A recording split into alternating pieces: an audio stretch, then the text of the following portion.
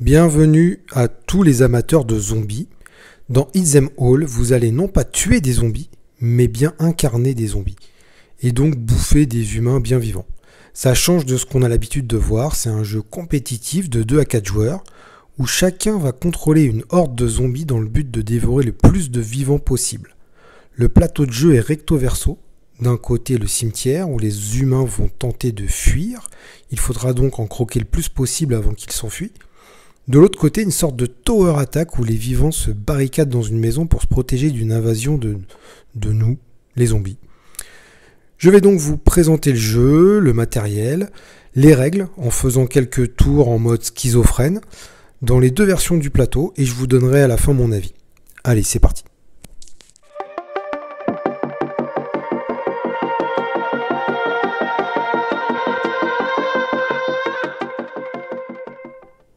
Allez, un petit coup d'œil sur le matériel et on commence avec le livret de règles.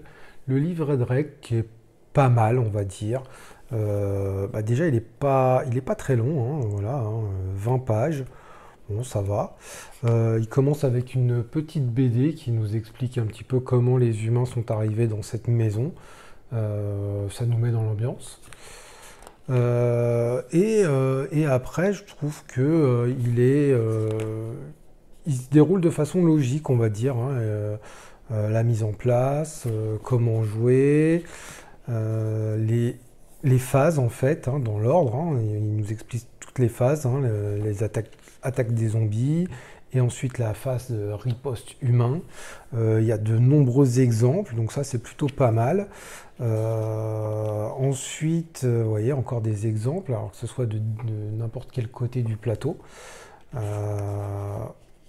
Et vraiment des pages spécifiques pour chaque côté de plateau. Donc là, on a une double page pour le côté maison qui nous explique la mise en place, les règles bien spécifiques à ce plateau. Et la même chose pour le cimetière. Donc c'est plutôt bien foutu. Une petite FAQ à la fin. C'est plutôt bien foutu, mais je trouve pas assez aéré en fait. Si vous voulez regarder, c'est un petit peu dense. Alors, il y a des points de règle, il y a des points de règle, des règles dans la règle, en fait, des micro-règles, on va dire, qui sont pas évidentes au début. Vous allez revenir dans ce livret, forcément. Au bout de 2-3 parties, c'est fini, on n'aura plus besoin. Mais il y a des petites micro-règles qu'on aurait tendance à oublier. J'y reviendrai plus tard. Mais bon, sinon, il n'est pas trop mal. Donc, ça va pour le livret. Alors ensuite le plateau. Alors le plateau, joli, que ce soit des deux côtés. Donc hop, ici vous avez la face cimetière, où donc les humains vont commencer au bout du cimetière. Nous on va popper un petit peu dans les tombes et ils vont vraiment partir vers la voiture pour pouvoir s'enfuir une fois qu'il n'y aura plus d'humains, que ce soit parce qu'ils se sont fait bouffer ou parce qu'ils sont partis, la partie prend fin. Et de l'autre côté, côté maison, où là ils vont se barricader et on va devoir tous les bouffer. Il y aura quelques humains qui vont essayer de se barrer aussi, mais des règles spécifiques à chaque côté, donc ça c'est plutôt pas mal. Ensuite, qu'est-ce qu'on a? On a des pions zombies, voilà. Chaque horde, donc c'est à 4 hordes différentes, a des petits pions comme ceci. À chaque fois c'est des zombies, c'est des dessins différents en fait, c'est des zombies, ils sont tous différents nos zombies dans la horde, et ça pour chaque horde de zombies, donc on a 4 couleurs.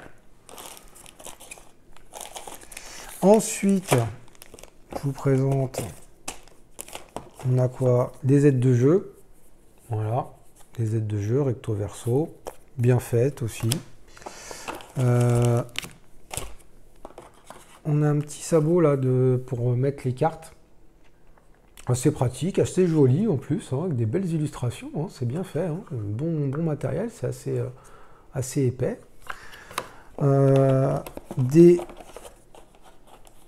Des tuiles pour les humains. Alors, les tuiles humains, en fait, il y a plusieurs informations, j'y reviendrai dans les règles. Il y a un côté pour la face maison du plateau, et de l'autre côté, c'est le même personnage pour la face cimetière. Alors, les humains, voilà, j'aime bien. La direction artistique est jolie, moi j'aime bien, ça me parle. C'est assez immersif, hein, on est vraiment dedans, on a tous les codes des films d'horreur, donc chaque humain a sa personnalité, chaque humain va se déplacer différemment, va attaquer différemment, ils vont tous avoir leurs cartes aussi qui vont les faire s'actionner, et des points de vie en fonction du nombre de joueurs. Donc voilà, du bon petit matos là de ce côté-là. Les pions, pareil pour les humains. Ici, vous avez les pions morsures, en fait. Hein, pour à chaque fois qu'on va mordre un humain, on va récupérer un de ces jetons morsures qui correspond aux humains. Et puis, on a des cartes. Alors, les cartes aussi, pareil. Assez jolies. Voilà. Donc là, vous avez les cartes qui correspondent aux humains, en fait, les actions qu'ils vont faire à chaque fois. Hein, il y a une espèce d'IA en fait, hein, qui va diriger les humains et leurs actions. Carte sympa, vous voyez, regardez, elle, c'est la mamie qui avec son fusil à pompe qui va dégommer tout le monde.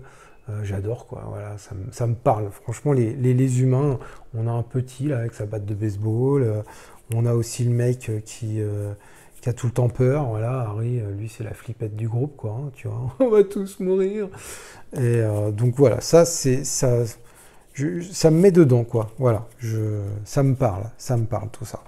On a des petites tuiles aussi qui vont venir s'enquiller, hop, en dessous des tuiles humains. Et ça, au niveau de la rejouabilité, c'est top parce qu'on les met au pif. Hop, c'est recto verso, donc toutes les faces sont différentes. Et puis, écoutez, on a fait le tour. Hein. Ce qu'il faut dire également, c'est qu'il y a une première extension avec ce personnage-là, Daryl, non, Dylan. Eh ouais, mais il ressemble quand même vachement à Daryl, hein, on le connaît avec son arbalète là. Donc petit clin d'œil, ça aussi j'adore. Alors lui, il vient avec un type de tuile qu'on ne connaît pas encore dans le jeu de base, c'est des objets. Donc là, à la base, les humains n'ont pas d'objet, mais lui, il va rajouter un objet. Et apparemment, les futures extensions, il y aura aussi d'autres objets. Hein, donc au niveau de la rejouabilité, c'est plutôt intéressant. Voilà, on a d'autres cartes aussi, alors qui, là, pour le coup, c'est les cartes pour nous, les zombies. Vous voyez, j'aime bien les illustrations. Et alors là, c'est les mutations en fait qu'on va pouvoir gagner. Ça va être positif pour nous, les zombies. Et là, j'adore aussi, il y a un petit côté un peu décalé, là, regardez. J'aime bien là, ce genre d'humour, la dynamique. Elle a fait de la gym, quoi, hein, voilà, elle fait des petits exercices, quoi, c'est cool.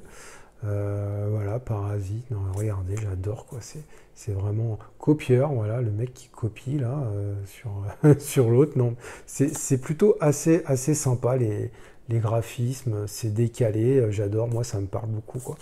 Donc, côté matos, franchement, c'est du bon matériel qu'on a là pour ce jeu. Du bon matériel, un bon petit thème, et on va voir tout de suite, je vais rentrer dans le vif du sujet, je vais faire une mise en place, on va voir comment se déroule une partie sur la face maison, et après je vous expliquerai une partie sur la face cimetière, hein, il y a des choses qui changent, et à la fin donc je vous donnerai mon avis. Allez, je fais la mise en place, je vous dis à tout de suite. Et donc je viens de faire la mise en place pour le côté maison. J'ai fait pratiquement toute la mise en place pour une partie à 2 joueurs. Donc nous avons 2 hordes de zombies ici avec donc tous les pions zombies. Et chaque horde a également son deck de cartes qui lui est propre, où on reconnaît sa couleur en bas ici là, de la horde, ce qui est important, j'y reviendrai plus tard. Je vais expliquer un petit peu le principe. Donc les humains se sont réfugiés dans la maison après une attaque zombie et ils ont barricadé les entrées. Donc c'est représenté par ces petits cubes ici. Donc là c'est la porte d'entrée, il y a 3 barricades et ils ont barricadé chaque fenêtre aussi, donc tout autour de la maison là, représenté par 2 cubes. Les humains sont placés d'une manière bien définie au hasard. Ils auront toujours la même place, ces humains-là, en fait.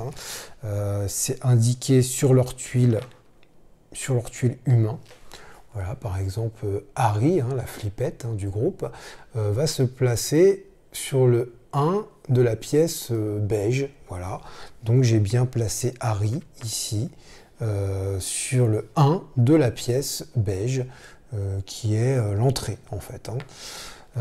Donc la tuile humain, elle est bien spécifique au plateau maison ici, et de l'autre côté vous avez Harry qui sera spécifique au plateau cimetière. Donc on met les humains en place, on place les barricades, on a nos zombies, nos decks, et on va mettre une première rivière de cartes là qui seront toujours les 5 mêmes en fait, quel que soit le plateau d'ailleurs. Ça sera toujours ces cartes là de départ avec lesquelles on va jouer. On va faire des actions grâce à ces cartes là. Et il faut également constituer maintenant le deck des humains. Alors ça je ne l'ai pas fait encore, donc je vais prendre les cartes humains. Et là c'est pareil, les cartes humains c'est des cartes spécifiques pour le côté maison. Ils vont pas s'actionner de la même façon les humains, que ce soit d'un côté maison ou côté cimetière. Une carte humain, voilà, donc en fait il y a plusieurs cartes pour chaque humain dans ce deck qu'on va mélanger, et ils vont s'activer quand ça sera leur tour, et on va suivre les icônes qui sont quand même assez bien faites. Et on nous dit, pour une partie, selon qu'on ait envie de jouer en facile, en difficile ou en expert, il va falloir rajouter des cartes événements, pareil, avec côté maison. Carte événements, alors on a des événements qui vont être cool pour nous les zombies, donc des événements zombies, et des événements humains, où là, plusieurs humains vont s'activer en même temps, donc là, ils vont être chauds patates, les humains. Alors, si on veut jouer en facile, on va mettre 2 événements zombies en mise en place, dans le deck humain. Si on veut jouer en difficile, on met un de chaque, un zombie, un événement humain, et si on veut jouer en expert, qu'on est chaud bouillant, on met 2 événements humains. Bon, allez, on va... Donc ce qu'on fait, c'est on les prend au pif. Voilà, je mets les événements humains d'un côté, les événements zombies de l'autre. Voilà, je mélange. Je prends un événement humain. Je mélange mes événements zombies. Je prends un événement zombie. Et voilà. Et alors après, ces cartes-là, je vais les mélanger ensemble parce que vous allez voir qu'au fur et à mesure de la partie, on va en rajouter des événements. Donc hop, on va les mettre de côté. Et ça va être des événements qui vont venir se rajouter au fur et à mesure de la partie. Hop, donc ça, on mélange dans le deck avec les humains. Et donc c'est ce deck-là qu'on va venir positionner dans le petit sabot qui va bien, là, qui est très joli. Je vous ai montré tout à l'heure. Et ça va aussi nous dire qui est le joueur actif, parce que le joueur actif va avoir ce sabot-là en main, et on va faire tourner ce sabot-là pour dire à qui est le tour des zombies. Alors, au niveau de la mise en place, il nous manque encore à placer les zombies. Chaque horde de zombies va placer chacun leur tour des zombies autour de la maison. Les zombies arrivent... Une fois que les humains se sont bien calfeutrés dans cette maison, se sont barricadés, les zombies vont arriver et vont se positionner à l'extérieur de la maison dans un premier temps. On va commencer par le dernier joueur zombie qui va placer un de ces zombies sur une case à l'extérieur où il veut, du moment qu'il n'y a pas de zombies sur la même case. Ça vaut que dans la mise en place. Après, on pourra se déplacer là où il y a déjà un zombie, c'est pas un problème, mais pour la mise en place, on va se placer chacun notre tour. Il faut qu'on soit tout seul.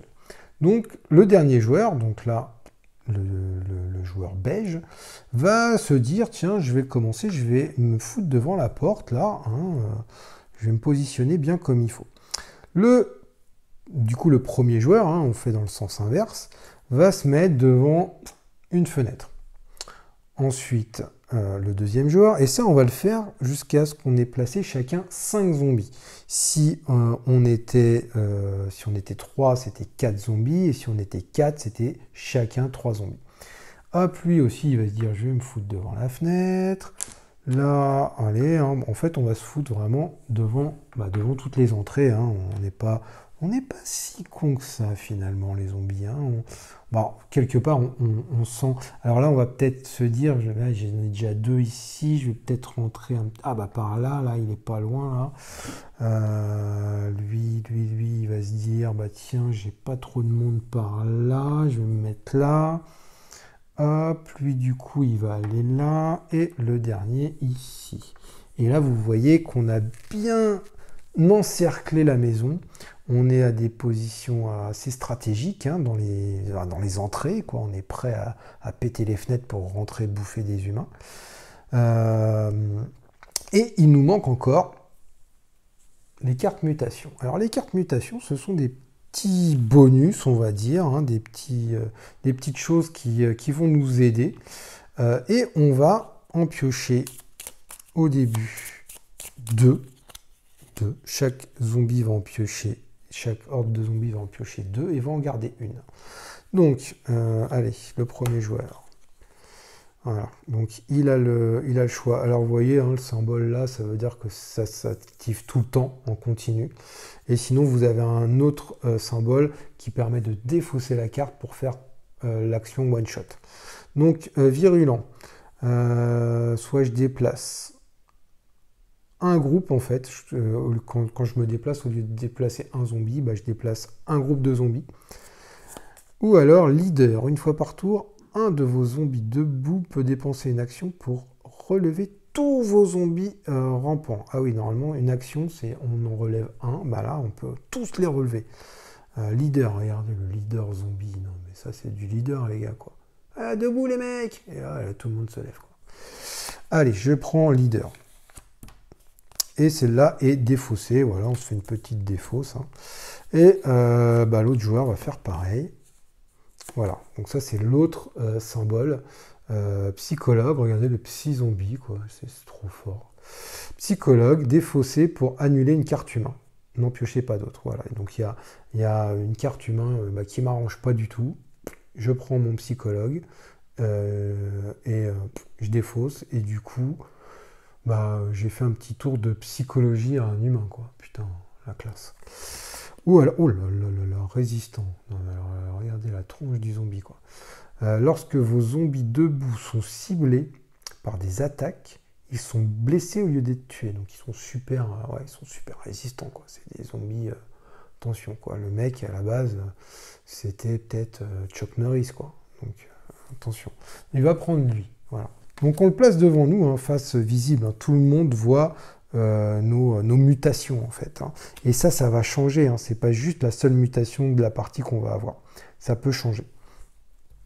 Voilà. Et là, on a fait la mise en place. La mise en place est finie. Ça prend pas énormément de temps. Bon, un petit peu. Hein, voilà, on place les cartes humains, tout ça, les humains, les trucs. Bon, mais ça va. Ça reste raisonnable au niveau du temps de mise en place. Alors, la partie va prendre fin lorsqu'il n'y aura plus d'humains sur le plateau. Soit parce qu'ils se sont fait tous bouffer, ou alors parce qu'il y en a aussi qui peuvent se barrer. Hein. Même si on est sur le côté maison, vous allez voir qu'il y a 2 humains qui vont pouvoir se casser quand même. Et une fois qu'il n'y a plus d'humains, on arrête et on compte les points. Alors, les points, ce sont principalement les morsures. Dès qu'on va mordre un humain, on va prendre un jeton comme ça, qui correspond à l'humain qu'on vient de mordre. Et chaque jeton comme ça qu'on va avoir à la fin de la partie, ça va faire un point de victoire.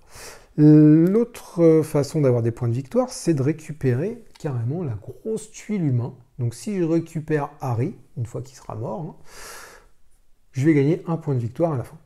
Voilà, Harry la flippette ne vaut que un point de victoire. Et il y a des petites tuiles qu'on a placées de façon aléatoire sous chaque humain. Elles sont recto verso, toutes différentes, qui vont nous accorder des points de victoire. Alors celle-là, vous voyez, elle vaut 0 point de victoire, mais cet effet ici est très fort.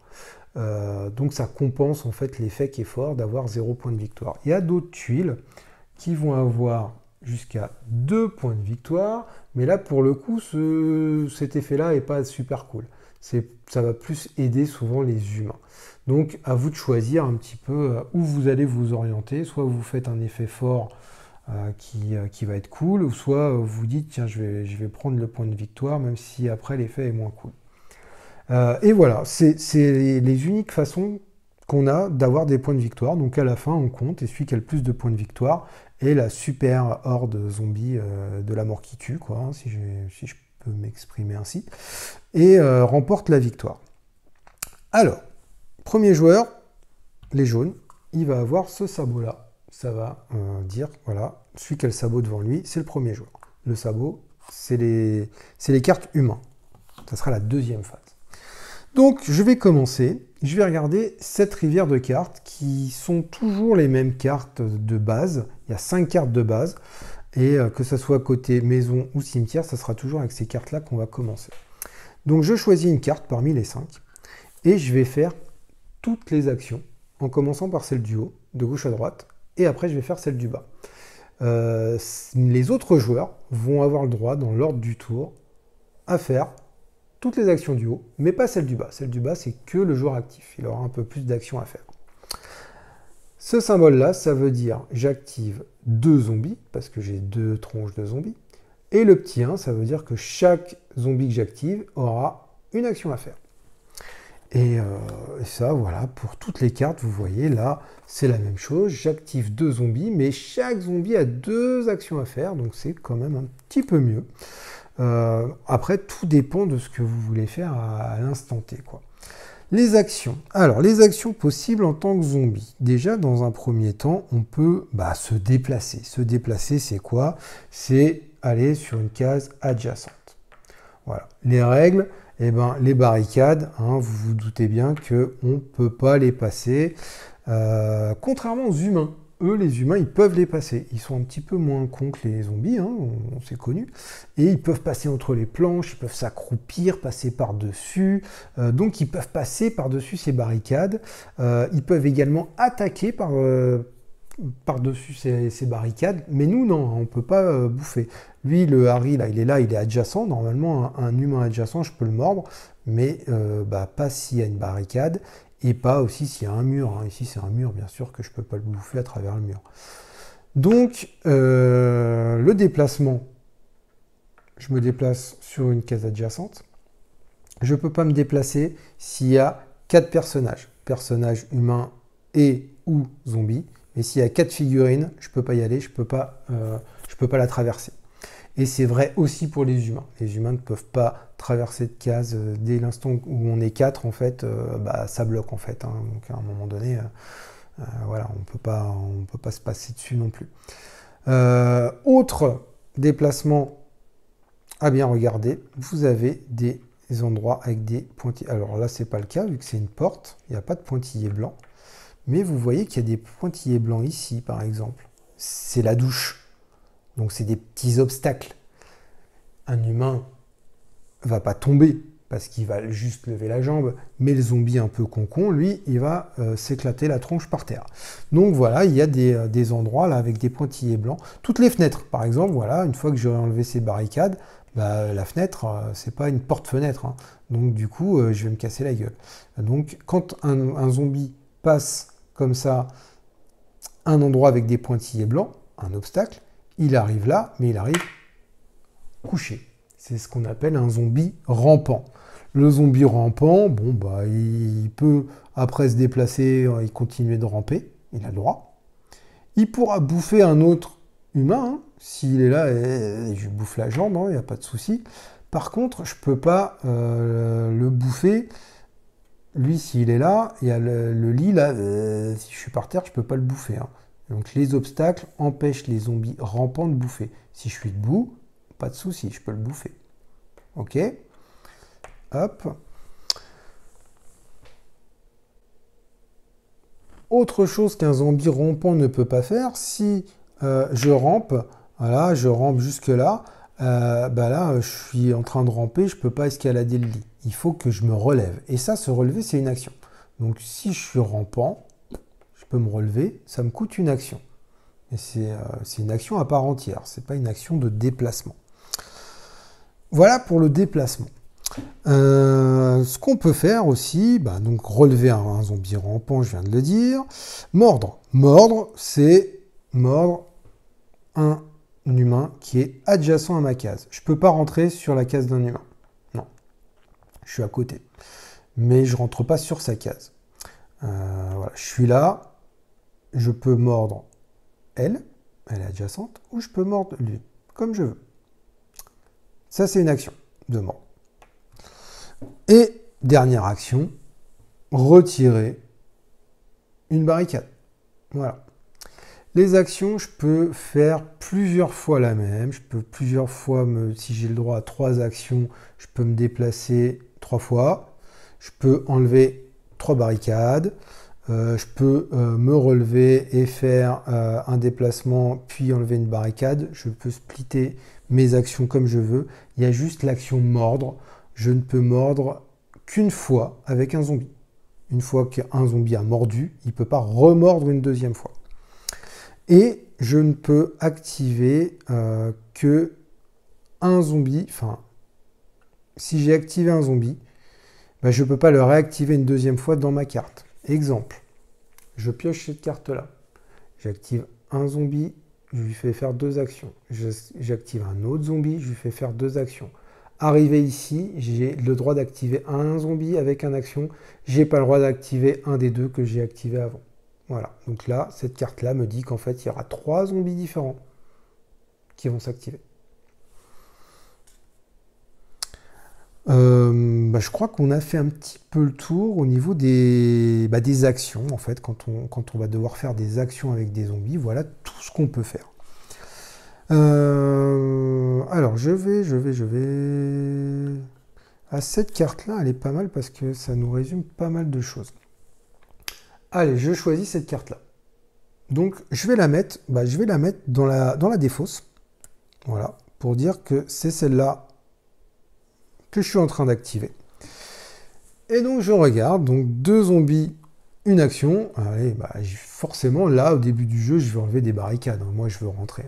Donc, lui, il va enlever une barricade. Et lui, il va enlever une barricade. Voilà. Ils commencent à péter un petit peu les fenêtres, les zombies, quoi. Ils sont chauds. Ils ont senti la chair fraîche. Ils sentent la peur. Ça, j'ai fait. Maintenant, ce symbole-là, ça veut dire je vais ajouter un zombie de ma réserve sur le plateau. Et ce symbole-là, ça veut dire que soit je le rajoute où je veux à l'extérieur. Donc maintenant, on n'est plus dans la mise en place. Je peux le mettre sur la même case qu'un zombie. Du moment qu'ils ne sont pas déjà 4, c'est bon. Donc à l'extérieur où je veux, ou alors à l'intérieur, mais dans une pièce sans humain. Genre, ils ne m'ont pas vu arriver. Un zombie était planqué sous le lit. Et ces blaireaux, ils ne l'ont pas vu. Ou dans la baignoire. Et oui, regardez ici, il n'y a personne, il n'y a pas d'humain. Donc là, je peux me dire, tiens, je vais me foutre. J'étais planqué derrière les chiottes. Et ouais, et ils ne m'ont pas vu. Tac, ça c'était mon action ici. Ensuite, comme je suis le premier joueur, j'ai le droit de faire ça. Ça, vous avez vu, ça ressemble quand même vachement à ça, là, la croix. Et ben on va aussi rajouter un humain, mais là, j'ai pas le choix, je suis obligé de le mettre à l'extérieur. Voilà, il y a les petites flèches en fait qui vont vers l'extérieur. Je rajoute un zombie à l'extérieur. Donc je vais le mettre, là j'ai commencé à... non, peut-être plutôt là. J'ai commencé à retirer une barricade, je me dis que je vais rentrer peut-être plus facilement ici. Donc je vais me foutre là. Et autre icône, l'icône de la main.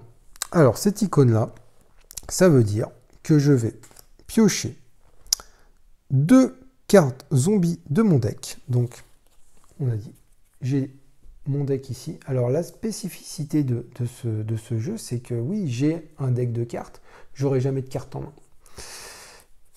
Je pioche mes 2 premières cartes et vous voyez qu'en fait, c'est la même iconographie que les cartes de la rivière parce qu'elles vont se placer dans la pioche en fait. Mais seulement ici, j'ai ma couleur. Donc, quand on va choisir que ce soit moi qui choisisse ou que ce soit un autre joueur qui choisisse ma carte, ça veut dire que même si c'est pas moi le joueur actif, comme c'est ma carte, j'aurai le droit de faire ça. Alors lui aussi, il choisit ma carte, comme c'est le joueur actif, il aura le droit de faire ces actions-là et celles d'en bas. Mais moi, comme c'est ma carte, j'aurai aussi le droit de faire ça. Donc c'est pas mal on va rajouter au fur et à mesure en fait dans le deck des cartes de sa horde. Donc je regarde, je me dis tiens celle-là 4 actions pour un zombie, allez tac, je la mets ici, je la mets sur le dessus. Et celle-là, je la mets sous mon deck. Et ça c'était cette action-là. J'ai rajouté une carte ici, qui arrivera quand il n'y aura plus de cartes là. Alors, quand il n'y a plus de cartes ici, on en remettra et il y aura la mienne qui va arriver, forcément. J'ai fini, hein, voilà, j'ai fini. Et donc, c'est au prochain joueur, dans le sens horaire, qui va faire que ces actions-là. Donc, le deuxième joueur, il se dit, moi, je vais commencer également à enlever des barricades, là, dans la porte. Alors, il y a un peu plus de barricades sur la porte, mais ce qui est bien, c'est que je peux rentrer sans tomber. Il n'y a pas d'obstacle, c'est pas comme les fenêtres. Et je vais activer lui, hop, pour enlever cette barricade. Et lui aussi, il a le droit de faire popper donc un zombie, et il a le droit de le faire à l'intérieur, du moment que ça soit une pièce sans humain. Alors, il pourrait aller là, hein, avec moi, hein, se dire, tiens, je vais aller le bouffer juste après, là. Mais il va se dire non, je vais peut-être aller de l'autre côté. Ici, là, il y a 3 humains qui sont pas loin. Je vais popper là. J'étais sous le plumard, là. Ils m'ont pas vu et je commence à ramper et à arriver là. Hop, et j'arrive ici. Alors, autre chose à savoir, c'est que les zombies qui sont rentrés en jeu, donc là, ceux que j'ai mis là, je peux pas les activer. C'est à ce tour-là. C'est-à-dire que si je fais cette action-là, je le fais rentrer. Si j'avais un symbole de zombie à activer, j'aurais pas pu activer celui que je venais de faire rentrer. Voilà, ça fait partie des petites règles comme ça là, dont il faut se souvenir. Et du coup, tout le monde a fini. Tout le monde, tous les zombies, les hordes ont joué. Donc ça va être le tour après des humains de s'activer. Alors, je suis le joueur actif, je pioche les 3 premières cartes du deck humain et je vais les résoudre dans l'ordre. Hop, Adèle. Oh là là là là. Alors Adèle, c'est la petite vieille, ah ouais, j'avais même pas vu, elle est tatouée quoi. Et non mais elle rigole pas quoi, elle blague pas quoi. C'est genre de petite vieille, elle voit un flingue, elle le ramasse et puis elle va tirer sur tous les zombies quoi. Donc elle, vous voyez, elle a des icônes, elle tape quoi. Elle tape, elle n'est pas là pour blaguer quoi. Elle va bouger mais elle tape. Alors, première icône, l'icône du cimetière. Ça veut dire tuer un zombie debout. Alors, dans la maison, les règles, c'est que les humains peuvent attaquer un zombie qui est dans la même pièce, c'est-à-dire qu'il n'est pas obligé d'être adjacent. Si elle attaque, s'il y a un zombie qui est de l'autre côté de la pièce, il est dans la même pièce. En plus, elle a un gun, donc elle n'est pas là pour blaguer. Et elle peut vous buter. Voilà, ça c'est, elle bute un zombie debout. S'il n'y a pas de zombie debout, elle va en buter un qui est rampant. Mais en priorité, debout. Il n'y en a pas. S'il y en a un qui est rampant, elle le bute. Alors, dans la même pièce ou adjacent. Là, vous voyez, il y a une porte. S'il y a un zombie là, il n'est pas dans la même pièce, mais il est adjacent. Donc, elle est quand même à côté. Hein, elle a juste à ouvrir la porte et à le buter. Là, pareil, il est adjacent, même s'il n'est pas dans la même pièce. Donc, il faut juste faire attention. Les zones noires, là, c'est des murs. On ne tire pas, on ne mange pas, on n'attaque pas à travers les murs. Donc là, là c'est le début, il n'y a personne dans la pièce, donc on ignore cet effet. Alors, ça, plus 2, et ça c'est spécifique à la maison aussi, plus 2, c'est-à-dire qu'on va regarder les numéros. Aller sur le 2, donc on va partir de 2 et on va faire plus 2. Ça fait 4. 4, il est là, donc elle va se déplacer ici, sur le 4. Si on était à 5, il n'y a que 5. Si on fait plus 2, on repart à 1. Donc 5, 1 et 2. Voilà, ça tourne en fait. Donc elle s'est déplacée. Et ce symbole-là, alors, elle va essayer de tuer un zombie rampant. Si il n'y a pas de zombie rampant, alors pareil, hein, dans la même pièce ou adjacent. Donc là, on cible un zombie rampant. S'il n'y a pas de zombie rampant, elle va blesser un zombie debout. Le blesser, ça veut dire on le couche. Voilà. Donc, il n'y a pas de zombie rampant, il n'y a pas de zombie debout. Donc là aussi, bah, au début, on ignore. Et Adèle a joué. Hop, dans la défausse. Deuxième carte. Oh, la carte événement. Bah voilà, la carte événement, ça veut dire que tous les humains qui sont là, ils vont faire cette action-là. Dans l'ordre du choix, là c'est au choix du zombie actif. Hein. Donc là, le premier joueur, il va choisir lequel il commence à activer. Donc là, pareil, hein, c'est que ces 5 humains-là vont cibler en priorité un zombie rampant. Si un zombie rampant à portée, il le bute. Sinon, il blesse un zombie debout. Donc là, il n'y a personne à portée. Ah, quoique, regardez, Harry, lui, c'est à portée. Est-ce qu'il est là, Harry? Non, il ne fait pas partie des humains sur la carte. On a du bol. Sinon, il nous aurait blessés. Donc ça, bah, on a plutôt du bol qu'à sorte au début, parce que du coup, il n'y a pas d'effet. Et dernière carte, donc ça c'est la carte de Kate. Kate avec son gros marteau, là. Elle aussi a fait mal. Et donc là, vous reconnaissez le symbole. Donc comme tout à l'heure, c'est-à-dire qu'elle va essayer de tuer un zombie rampant. S'il n'y en a pas, elle va essayer de blesser un zombie debout. Elle est là, personne à portée. Et là, vous voyez, il y a une icône en plus. Parce qu'en fait, chaque humain a sa particularité et un petit effet, en fait. Et ça, c'est là pour nous le rappeler. Et ça, c'est bien fait quand même. Alors, on va regarder sa tuile à Kate. Kate avec son marteau, là. Alors, Kate, qu'est-ce qu'elle fait? S'il n'y a pas de zombies à blesser, et c'est le cas, Kate ajoute une défense sur une porte ou une fenêtre adjacente à sa case. Oui, y compris à une porte intérieure. Donc, elle met des barricades, en fait.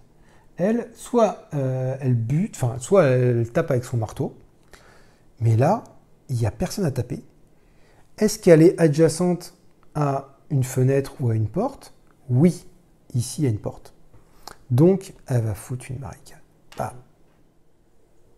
Alors, la règle, c'est que à l'intérieur, c'est maximum 2 barricades sur les portes intérieures. Donc, il n'y a que la porte d'entrée qui peut en avoir 3, sinon les fenêtres et les portes à l'intérieur, c'est 2 barricades. Donc, Kate, du coup, elle ne peut pas faire cette action-là, elle fait son action spéciale à barricade. Là, pareil, elle ne peut pas faire l'action, et ben, elle va encore barricader. Tac, donc déjà, pour passer cette porte-là, vous voyez que ça commence à être déjà plus compliqué. Et après, elle se déplace, donc plus 2, pareil que tout à l'heure. On a 2, plus 2, ça fait 4, elle reste dans la même pièce, hop, elle va ici. Et là, ce symbole-là, ça veut dire qu'elle va changer de pièce, là, on va prendre la porte pour changer de pièce. Alors, quand il change de pièce, on va regarder s'il y a un symbole au-dessus, en dessous du numéro où elle est. Donc là, vous voyez qu'il y a le symbole de la petite télé verte, donc elle va se déplacer dans la pièce verte qui est ici. Elle est sur le 4, elle va se déplacer sur le 4 vert. Elle change de pièce. Et ça, elle aurait pu le faire même avec des barricades, contrairement aux zombies. Donc voilà, Kate aussi a fait toutes ces actions. Donc vous voyez, ça joue quand même assez vite, on va dire. Là, je prends le temps de détailler toutes les actions, mais sinon, c'est assez rapide. Et ben, c'est fini pour le tour des humains. Du coup, je vais passer donc le sabot au joueur suivant et il va faire la même chose. Donc il prend le sabot avec lui. Et là, donc c'est le joueur beige qui a plus que le choix entre 4 cartes hein, maintenant et qui va décider. Je vais prendre celle-là, comme ça j'aurai passé en revue toutes les actions. Il va prendre celle-là, donc il dit tiens, j'ai un zombie à activer avec 2 actions. Alors, il est où? Ouais, bah, il est rentré, lui, regardez. Il est ici. Kate, elle est arrivée là. Donc, il se dit, tiens, moi, je suis à côté de Kate. je peux faire 2 actions. Bon, alors c'était peut-être pas la meilleure chose à faire parce que du coup, si je la mords, bon après je pourrais me déplacer, mais je pourrais pas me déplacer là parce qu'il y a un humain. Ça vaudrait pas le coup de me déplacer, donc je perdrais une action. Bon, c'est pas grave. Donc, je suis pas obligé de faire toutes les actions. Voilà. Si j'ai envie d'en faire qu'une, j'ai le droit d'en faire qu'une. Ben, je vais en faire qu'une. Voilà. Parce que c'est comme ça. Je fais ce que je veux. Donc, il se dit, tiens, je vais becter Kate qui vient d'arriver là. Elle n'a pas vu que j'étais là en plus. Il en trouve la porte et il commence à la bouffer. Et il lui bouffe le bras. Et là, donc hop, la carte est ici. Il est en train de jouer là. Alors, vous avez un petit marqueur ici là pour vous dire, bah tiens, voilà, on en est là. Ça c'est pas mal quand il va y avoir ce qu'on appelle un festin et donc ça coupe tout de suite ce qu'on est en train de faire, on fait le festin et comme ça après on sait où c'est qu'on en était. Donc je vais bouffer Kate et quand je bouffe un humain, je commence à mordre Kate, je prends son premier pion et vous voyez que le tout premier en fait il a une petite étoile il a un fond blanc qui est pas, voilà, c'est pas comme les autres parce que tous les autres après ils vont être comme ça. Donc voilà, première morsure, elle est importante parce que je la prends avec moi, donc un point de victoire, hein, normal comme d'hab. Mais je vais savoir que c'est moi qui l'ai bouffé en premier. Parce que quand elle va mourir, eh ben, elle va se transformer en zombie, hein, classique, hein, ça on le sait. Hein, et ben, ça va être un de mes zombies parce que c'est moi qui l'ai bouffé en premier, c'est moi qui l'ai contaminé. Donc il y a un petit avantage à bouffer les humains en premier, c'est que quand ils vont mourir, vous savez que ça va être un de vos zombies qui va être à la place de la figurine de l'humain. Donc ça peut être pas mal d'avoir un peu plus de zombies sur le plateau. Hop, premier point de victoire. Et bah du coup, ah bah non, attends, c'est lui qui jouait. Donc hop, premier point de victoire. Et du coup, bah il fait qu'une action. Deuxième action. Ici, c'est le symbole de la carte mutation. Eh ben, on va piocher 2 cartes mutation. Et on va en garder une. Comme tout à l'heure, comme la mise en place en fait. Donc, soit je choisis rapide. Je peux, une fois par tour, vous pouvez déplacer un de vos zombies debout de une case avant de résoudre vos effets. C'est assez fort. Donc là, j'ai un déplacement gratos en fait. Ou alors fort. Donc avant d'utiliser leurs actions, relevez gratuitement vos zombies rampants quand vous les activez. Donc le fait de se relever ne devient pas une action en fait. Donc ça c'est aussi pas mal. Donc les deux sont assez fortes. On va décider de garder rapide. On a le droit d'avoir que 2 mutations devant soi. Donc si je devais en repiocher une troisième, j'ai tout à fait le droit de la garder et d'en défausser une que j'avais déjà avant. Voilà. Ça va tourner assez souvent. J'ai fait ça. Je fais en dessous. J'active un zombie une première fois. Enfin, j'ai une action avec un zombie. Donc lui, je l'ai déjà activé. Je n'ai pas le droit de le réactiver une deuxième fois. Je vais virer la dernière barricade ici.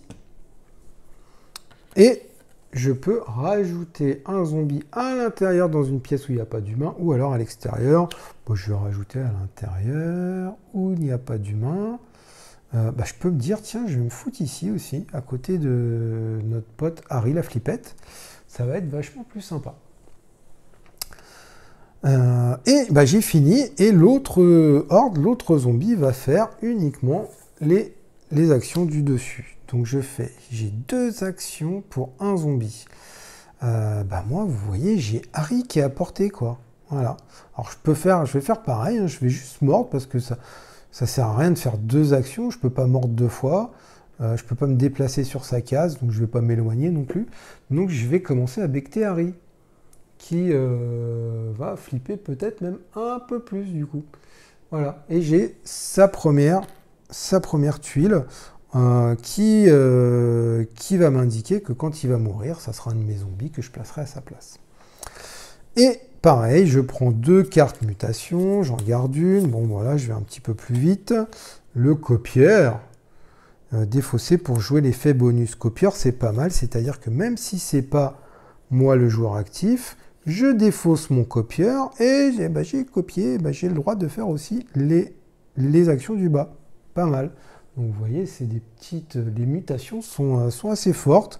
Ça permet de renouveler un petit peu le gameplay, quoi. C'est pas mal. Voilà, les zombies ont joué.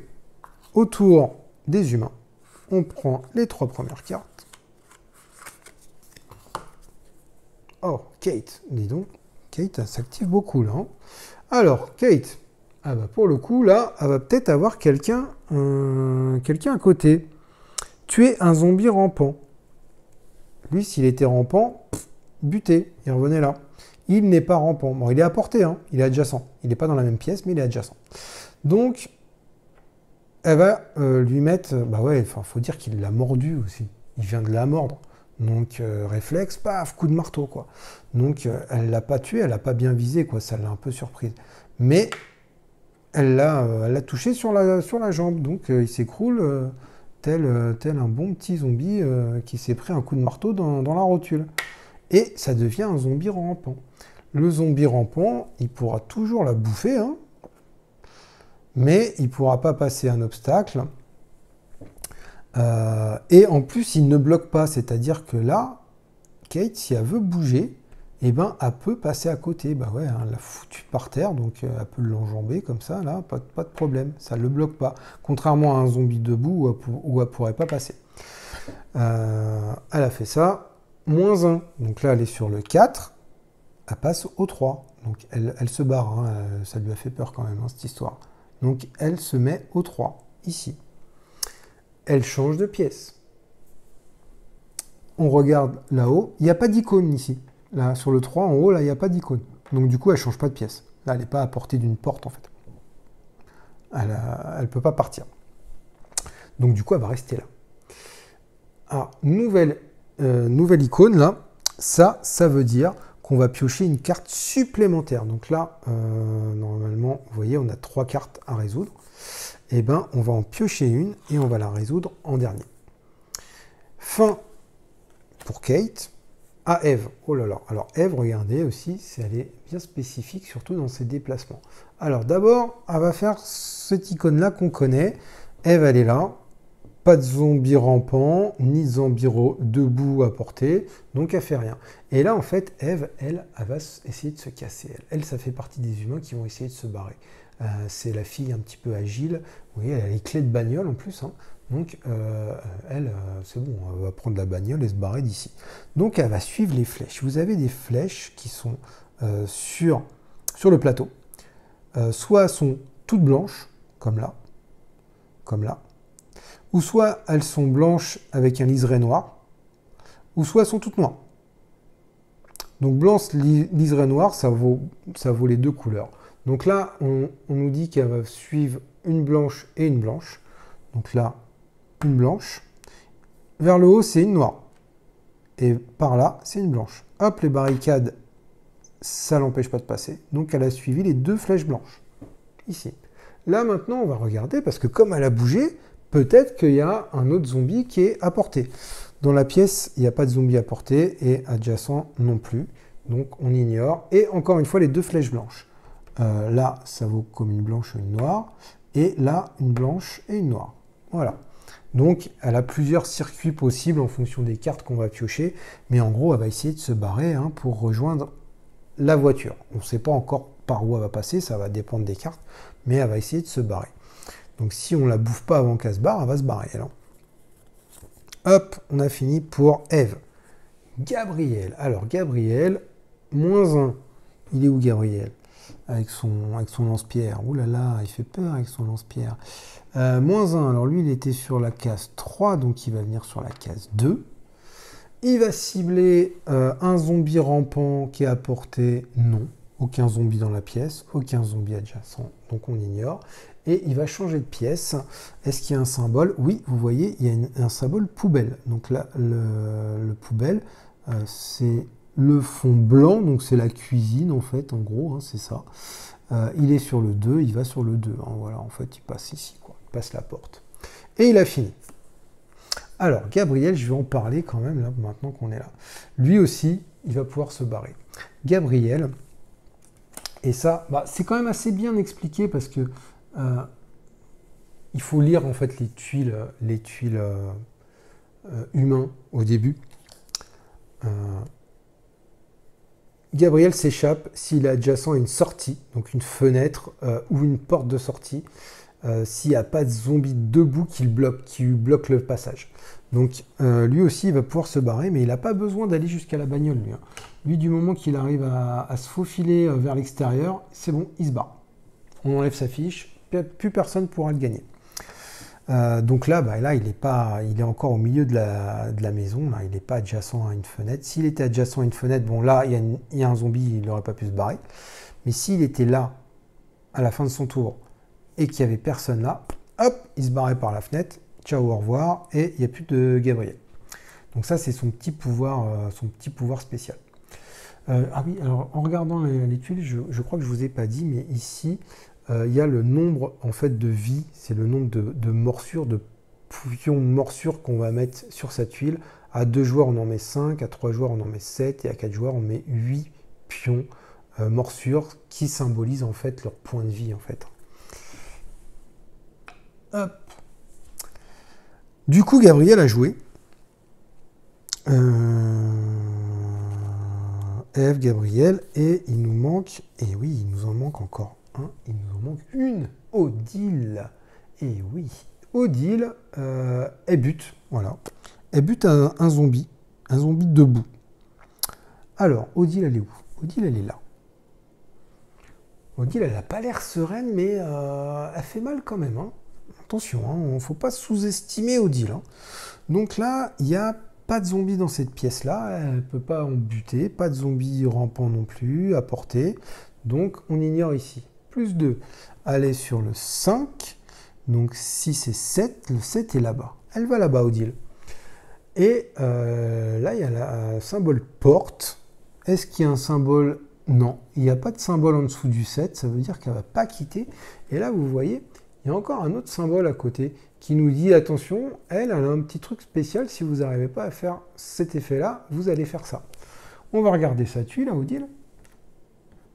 Et sa tuile nous dit effectivement, si Odile ne peut pas changer de pièce à cause de zombies debout, elle blesse un zombie dans sa pièce. Donc, elle ne peut pas changer de pièce, mais pas à cause de zombies debout, c'est juste qu'elle est en plein milieu de la pièce et qu'il n'y a pas de porte à côté. Donc s'il y avait un zombie qui l'empêchait de quitter la pièce, eh ben, elle aurait blessé un zombie dans sa pièce. Et là, si j'avais le choix, c'est à moi de choisir. Quand j'ai le choix, c'est toujours à moi de choisir. Après, il y a des petites priorités parfois hein, qu'on est obligé de faire, même si ça ne nous arrange pas. Mais si on a le choix, on va dire, tiens, cet humain-là, il va plutôt buter un autre zombie que quelqu'un de chez nous, hein, forcément. Mais parfois, on n'a pas le choix, il faut garder les priorités et du coup, on est obligé de buter un de nos zombies à nous.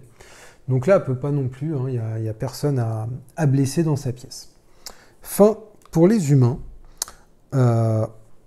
Au tour suivant, enfin au zombie suivant, alors on va faire ça, voilà, ainsi de suite, plusieurs fois. On a vu toutes les actions. Maintenant, on va voir un petit peu ce qui se passe une fois qu'on a plus de cartes ici. On a joué toutes nos cartes. Donc on va rajouter ici, les cartes ici. Donc là, moi j'en ai le jaune, le joueur jaune en a une. Peut-être qu'il y en a d'autres qu'on a rajouté, donc on rajoute tout ce qu'il y a là. Et si on ne peut plus en rajouter et qu'il faut encore en rajouter, on va remélanger. Mais attention, là il y a le symbole qui est là pour nous le rappeler. Si on doit remélanger la défausse pour reconstituer une pioche, on va faire, voilà. Et dans ce cas-là, toutes les hordes vont piocher 2 cartes mutation, en garder une et en défausser une. Voilà, ça c'est un petit truc aussi qu'il ne faut pas oublier. Bon, il y a une iconographie qui est là pour nous le dire, mais quand même, voilà, ça fait partie de ces petites règles qu'on aurait tendance à oublier. Donc toujours les mutations. Donc, vous voyez que les mutations, ça va tourner quand même assez souvent. C'est pour ça que c'est pas bête de prendre des cartes qu'on peut défausser, vu qu'on sait qu'on va les récupérer après. Alors vous avez un autre symbole aussi qui va apparaître, mais uniquement dans vos cartes de deck. voilà, qui est celui-là. Donc vous avez un triangle au fond et vous avez 3 zombies avec un. Donc ça veut dire qu'on va activer pas 3 zombies, on va activer tous nos zombies. Tous les zombies présents sur le plateau, enfin nos zombies à nous, on va les activer. Chacun va faire une action. Ça c'est fort ça. Et ça c'est présent dans nos cartes à nous. Donc nos cartes en fait si vous voulez sont assez fortes. Autre symbole que j'ai pas parlé c'est ça, c'est on va effrayer. On va effrayer un humain. On le fait vraiment flipper quoi. Donc du coup il va reculer, il va trébucher contre un truc et il va être par terre du coup. Voilà. Et quand un humain est effrayé, donc il est par terre, la prochaine fois qu'il s'active, au lieu de faire toutes ces actions, il va juste se relever. C'est le seul truc qu'il va faire, c'est de se relever. Voilà. Donc ça permet de, s'il y en a un qui est assez balèze, qui commence à nous faire peur, qui est à côté de nous, si on peut l'effrayer, au moins on sait que la prochaine fois qu'il s'active, il va juste relever et il va buter personne. Autre truc aussi qu'il faut que je vous explique, c'est quand un humain meurt. Alors, imaginez que, tiens, on va prendre Harry la flippette, on l'a commencé déjà à bien le bouffer. Voilà, lui, il l'a bouffé 2 fois. Moi, je l'ai bouffé aussi 2 fois. Et voilà, moi, je suis là. Et le beige, hop, il a une action. Et il va lui prendre son dernier jeton, donc son dernier point de vie. Hein. Je vous rappelle que ça c'est comme si c'était leur point de vie. Donc, il prend son dernier. Donc, il le prend, c'est à lui. Et bien, il gagne tout de suite. Celui qui l'a buté, en fait. Il gagne tout de suite la tuile. D'ailleurs, on va tout de suite arrêter de faire les autres actions. Imaginez qu'on en était là. On arrête tout de suite. On ne fait pas ça. Il y a un mort. C'est ce qu'on appelle le festin. Donc c'est là qu'on va mettre le petit marqueur pour se dire attention, on en est là. On en est là. On a bouffé Harry. Et là commence le festin, quoi. Voilà, le mec tombe. Et comme dans tous les bons films de zombies, il y a un mec qui tombe, il y a tous les zombies qui sont attirés et qui commencent à le bouffer, quoi. Et là, on arrête tout et on suit le résumé d'un festin. Alors, un festin, lui, il le bouffe. Alors, il tombe pas, hein, il reste debout. Et lui aussi, il le bouffe. Voilà, il est à côté, donc il voit ça, lui, il le bouffe aussi. Première chose à faire. Donc le tour est, je lis en même temps, le tour est interrompu. Donc là, on place le marqueur. Et coup fatal. Donc voilà, c'est ça. Première chose à faire, je récupère. Moi, je l'ai buté. C'est moi qui lui ai mis le coup fatal. Je récupère cette tuile-là. Donc voilà, c'est 0. Mais si c'était plus, je gagnais les points de victoire à la fin de la partie. Et je fais tout de suite ça. Récupérer un jeton morsure de chaque humain adjacent à au moins un de vos zombies. Donc, tous les humains qui sont adjacents à un de mes zombies, je vais les mordre. Donc, c'est pour ça que je vous disais, cette tuile est assez forte. Encore faut-il être adjacent, parce que si je fais ça et que j'ai pas un zombie qui est adjacent, c'est un petit peu con, quoi. Mais ça peut être très fort. Donc, je prends cette tuile avec moi et je fais tout de suite cette action. Première chose à faire. Deuxième chose à faire, on va comptabiliser le nombre de morsures qu'a chaque horde concernant Harry. Moi, ici, j'ai 3 morsures de Harry. Lui, il a aussi 3 morsures de Harry. Et on va ajouter le nombre de zombies qui sont en train de le bouffer, qui participent au festin. Alors là, bon, c'est dommage parce que j'ai une égalité parfaite.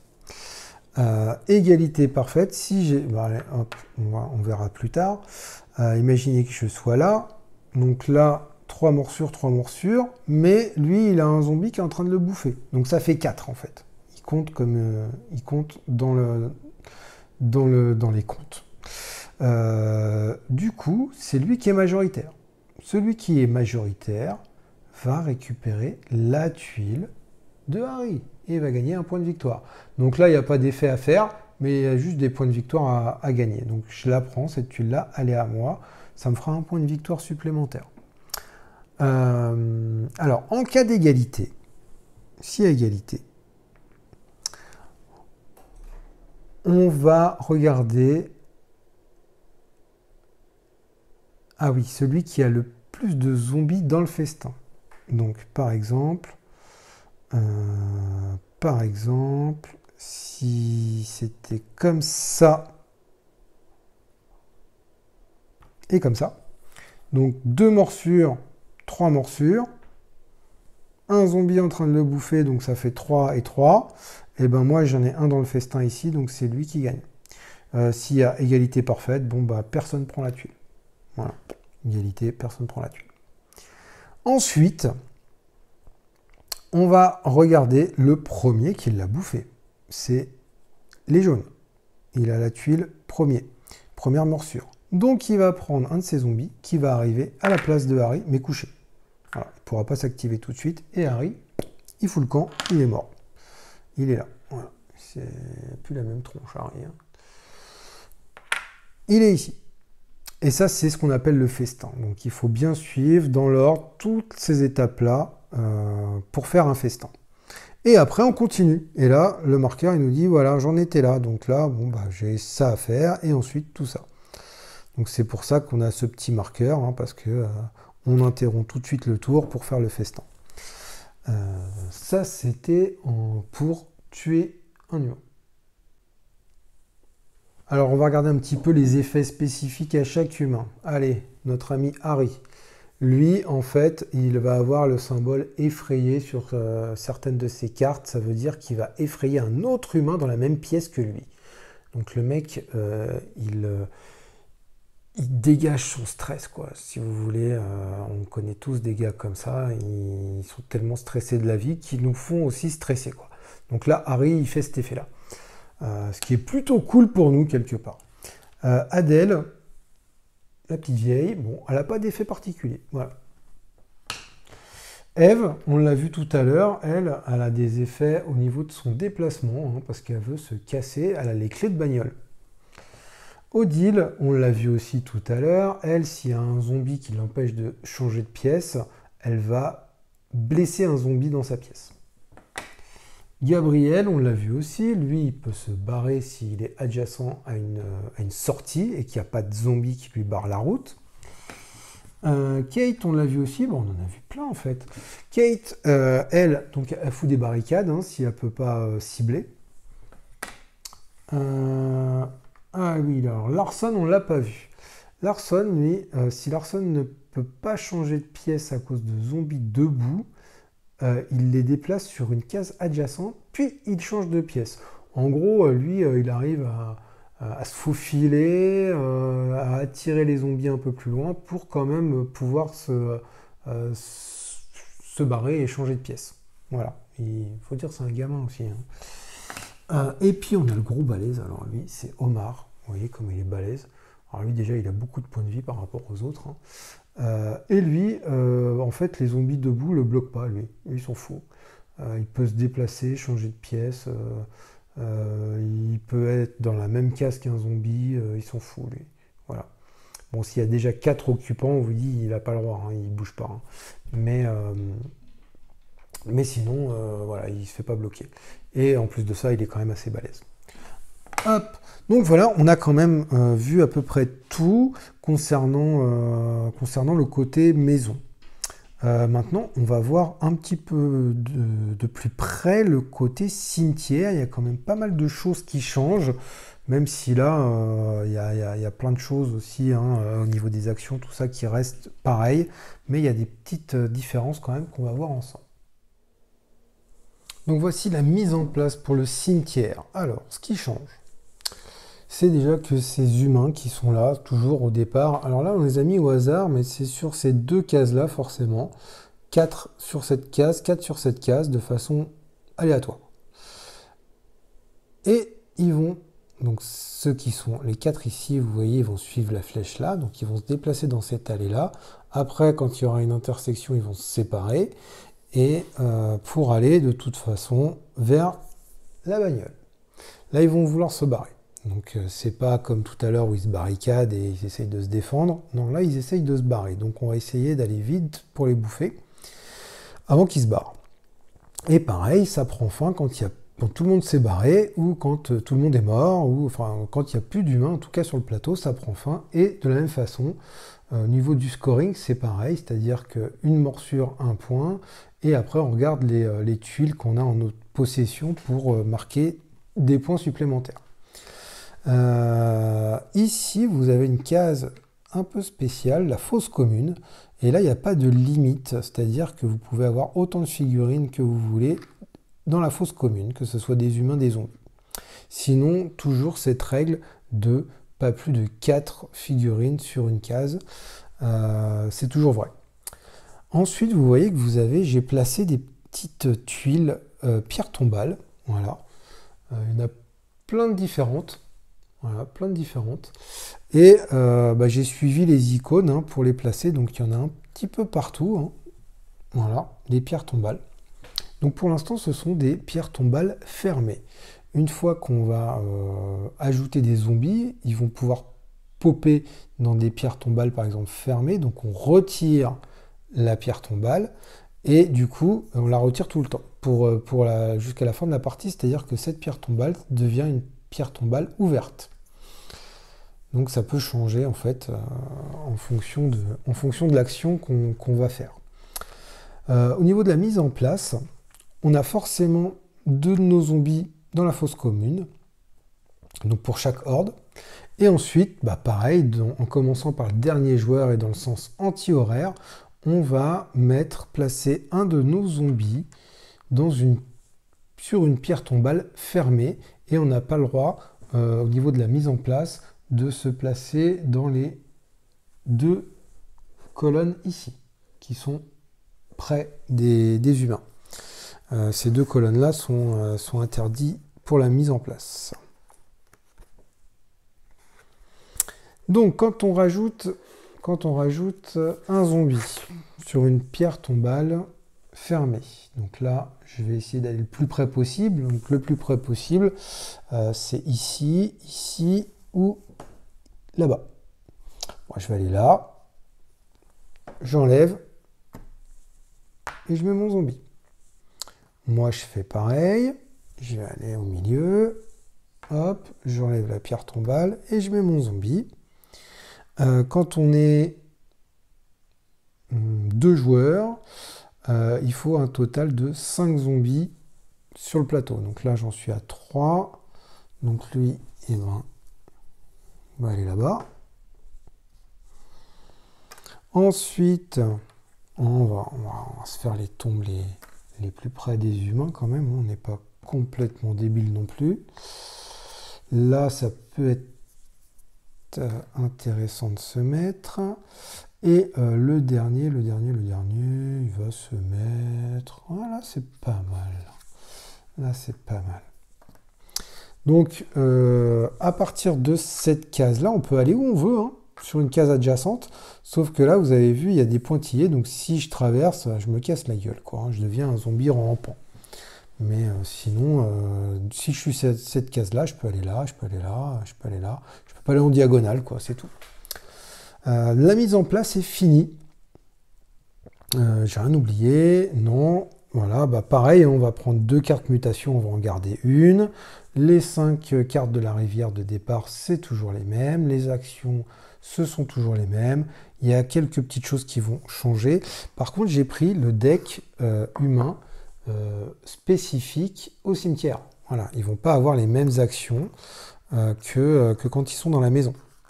Et même au niveau de leur pouvoir, ça ne va pas être exactement les mêmes pouvoirs.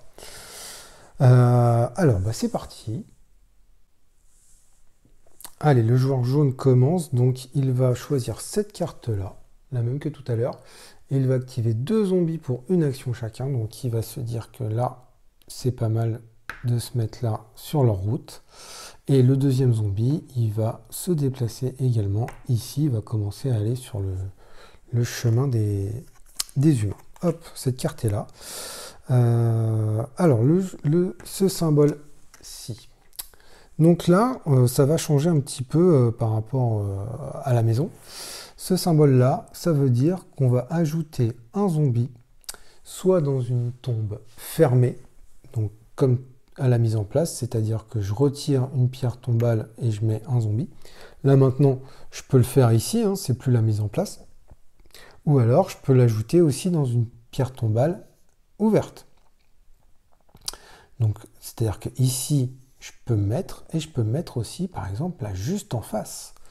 Vous voyez, là, ça peut être intéressant de se foutre là, juste en face d'eux. Donc, c'est ce que je vais faire. Et là, hop, pour le coup, voilà, le zombie qui sort de son tombeau, là. Alors, je ne sais pas ce qu'ils foutaient là, hein, ces humains, là, dans la nuit, alors qu'il y a des zombies qui se réveillent. C'est peut-être pas une super idée d'aller dans un cimetière, enfin bref. Ils sont tous là, et ils ont envie de se barrer, et il y a des zombies un peu partout. Le symbole ici, là, par contre, j'ai pas le choix. J'ajoute un zombie, alors soit, si j'ai un peu le choix quand même, soit dans la fosse commune, ici, ou soit dans une tombe fermée. Et ben je peux en ajouter une ici, une tombe fermée, là, et hop, comme ça, je me mets bien devant eux. Et là, j'ajoute une carte de mon deck, hop, j'en prends deux, j'en choisis une, et je la mets là. Voilà, j'ai fait toutes mes actions de la carte, et le deuxième joueur va faire que les actions du haut. Donc lui, il va se dire qu'il avance là, mais du coup il se pète la gueule, un obstacle, voilà, il s'est pris une motte de terre, et il va avancer là. Et ensuite il va ajouter un zombie, alors de la même façon, là, il peut l'ajouter dans une tombe fermée ou ouverte, et ben il peut se mettre ici avec moi. Hein. Bah ouais, hein. Il n'y en a qu'un, donc là il se dit, tiens, en fait, dans cette tombe-là, il y en avait un deuxième. Et il pop ici. Fin du tour des zombies. Donc on va passer à la phase humain. Et là, bah alors on va en prendre 3, hein. On va en prendre 3 direct et on va les faire dans l'ordre. Voilà, c'est ce qu'ils disent, hein. On en pioche 3 et on les fait dans l'ordre. Alors, le petit gamin, Larson. Ça, donc, ça change pas. Ça nous dit tuer un zombie debout. S'il n'y en a pas, on tue un zombie rampant. Alors là, il n'y a plus d'effet de pièce. Quand c'était dans la maison, il pouvait cibler un zombie qui était dans la même pièce. Là, il faut vraiment que le zombie soit adjacent à l'humain pour qu'il puisse soit le blesser, soit le tuer. Donc là, il est où? Il est où, Larson? Non, c'est pas lui. Il doit être planqué là derrière. Là. Voilà. Il est là. Du coup, il n'y a pas de zombie adjacent, donc il peut pas buter de zombies. Là, il va se déplacer. Alors, le déplacement aussi, ça va changer. Quand les humains se déplacent dans le cimetière, ils vont se déplacer tous ensemble. Tout le groupe qui est dans la même case va se déplacer. Et là, alors, on fait attention parce que là, il y a un autre symbole qui nous dit attention, regardez l'effet de Larson. Et lui, on va regarder son effet. Son effet, c'est un petit peu la même chose que dans la maison, c'est-à-dire que s'il est bloqué par un zombie debout, eh ben, il va le déplacer sur une case adjacente et il va se déplacer quand même. Un peu comme ce qu'il faisait dans la maison. Sachant que là, en fait, il se déplace, hein, il peut se déplacer, donc il ne fait pas ça. Il peut se déplacer, il se déplace. Donc il se déplace, il va suivre les flèches, il va suivre son chemin. Hein. Son chemin, c'est ça pour l'instant, là, il n'a pas le choix. Donc il va se déplacer, et avec lui, les 3 autres, ils vont se déplacer en fait. Voilà, ça c'est le premier truc qui change, c'est que les déplacements, ils se déplacent en groupe en fait. Il y a toujours le personnage actif, mais quand il se déplace en groupe. Et ensuite, il va buter, donc là, il va cibler en priorité un zombie debout. Et là, pour le coup, regardez, il a 2 zombies qui sont debout, qui sont adjacents. Donc il va pouvoir buter directement. Hein. Ça, ce symbole, c'est pas je le blesse, hein. Ça c'est je le bute. Hein. Il lui met un gros coup de batte de baseball dans sa tronche, en plein dans le crâne en fait. Hein. Il lui explose le crâne. Et là, j'ai le choix. Hein. Il y a 2 zombies. Alors, comme c'est le joueur actif, c'est le jaune, bah forcément, il va dire que Larson, il bute lui. Hein. Et voilà. Donc ça fait partie des petits coups de vis qu'on peut faire dans le jeu, c'est-à-dire que quand c'est à nous de jouer, on active les humains. Si on a le choix, bah, on va choisir un autre zombie plutôt que le nôtre, hein, forcément. Donc là, Larson, il donne un gros coup de batte de baseball dans la tronche du zombie, qui est mort. Il revient là. Et bah, c'était sa dernière action. Ensuite, Kate, avec son marteau. Elle va donc cibler, elle va tuer un zombie rampant en priorité. Donc elle est... Où c'est qu'elle est? Elle est là, elle. Elle est là. Il n'y a pas de zombie rampant. Donc, quand il n'y a pas de zombie rampant, ce symbole-là nous dit qu'elle va blesser un zombie debout. Et là, là pour le coup, elle n'a pas le choix. Il n'y a pas le choix. Hein, il n'y a que ce zombie-là qui est adjacent. Donc, hop, elle le blesse. Ça devient un zombie rampant. Là, elle se déplace et il y a un petit symbole qui veut dire si elle n'arrive pas à se déplacer, hop, attention, regardez ce qu'elle fait. Et si on regarde sa tuile à Kate, si Kate est bloquée par des zombies debout, elle tue un de ces zombies.